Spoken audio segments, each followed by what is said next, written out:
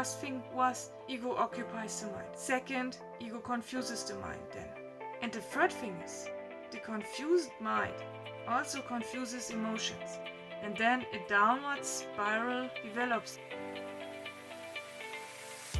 Die before you die. What does this mean? It has nothing to do with suicide. That's the first point. It has actually nothing to do with a bodily death.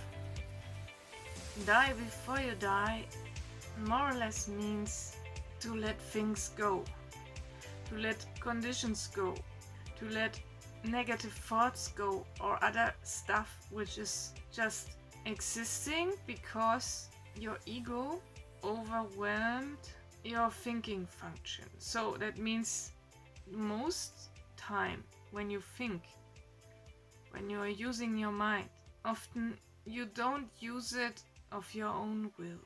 Most people run on kind of an autopilot. That means because the mind is so much determined by the ego that actually it's shocking, I must say. Because the ego controls the mind. Things happen you don't want to happen. For example, consider, have you ever said something what you don't want it to say? You say it, and after you said it, you consider, I don't want this to say. For example, you say something to your children, you be too strict, you don't want it to be too strict, but you automatically did it. And this is because the ego controls the mind. And there are lots of things, they happen automatically, without your conscious control. But to become more conscious and to get more control about your mind, you must start to observe the mind. You must start to observe the automatic reactions, the automatic things you say, and especially when you are alone and you don't say anything, especially then you must observe your thoughts and your emotions.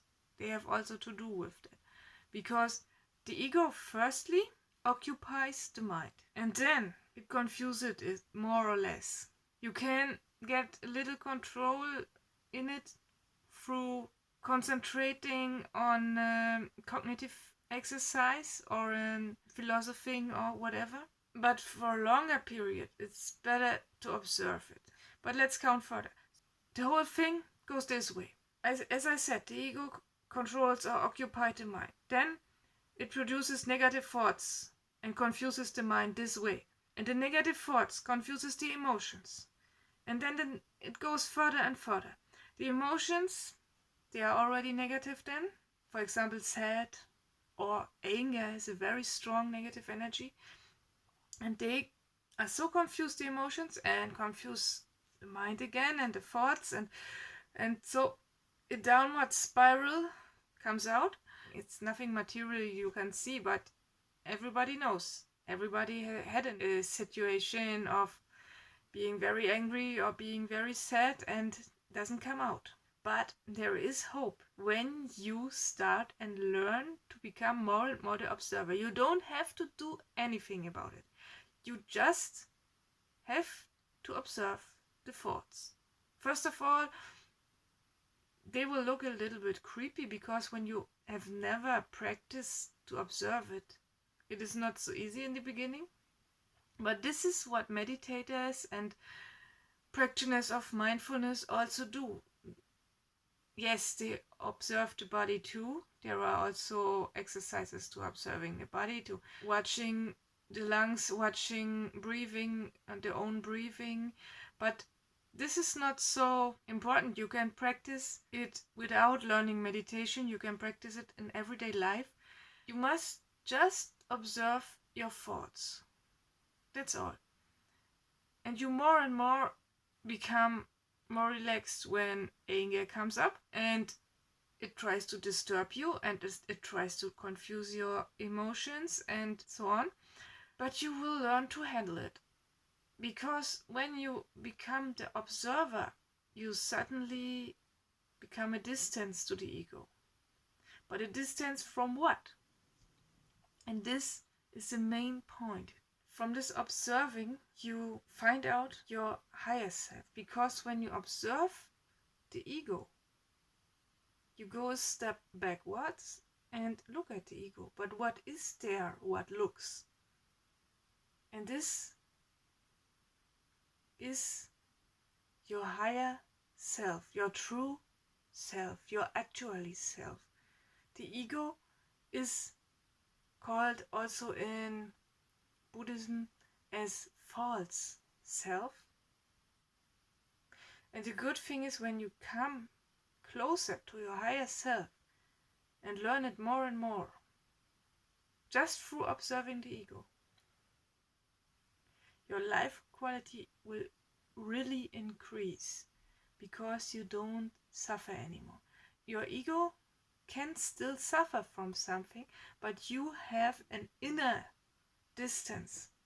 And this is a very healthy and useful thing. And what does die before you die mean now?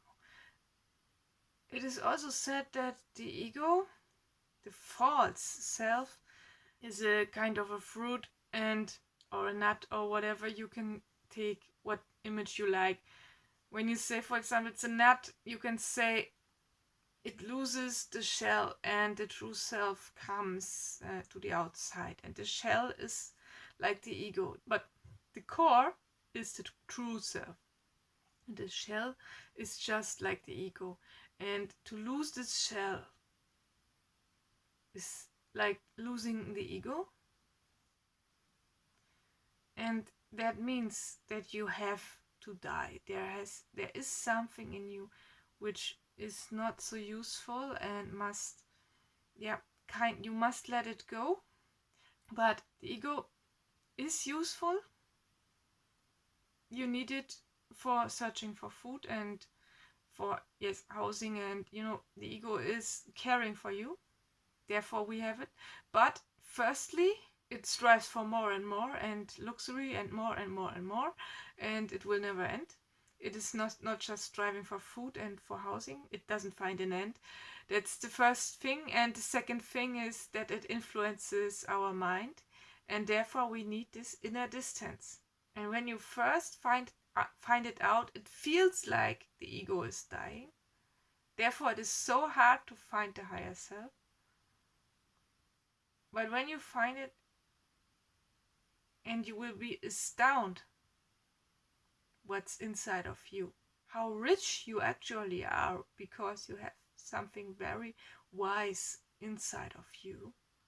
Your higher self is kind of your wisdom part, you can say, and you will be glad to find it. And it's pretty easy. Just observe your thoughts, but not judge them, not say like in the medieval they did it wrong. They just wanted to be good and good Christians, and maybe there are some today too, and they start to judge.